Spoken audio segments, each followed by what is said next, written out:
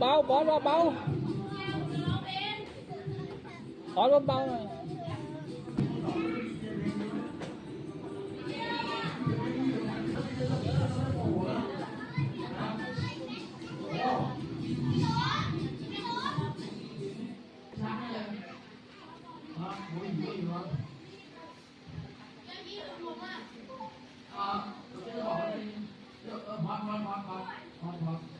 เพราะว่าเขาไป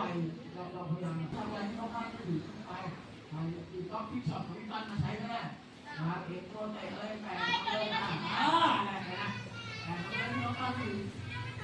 เอาตัวอะไรนะต้องใส่เชือก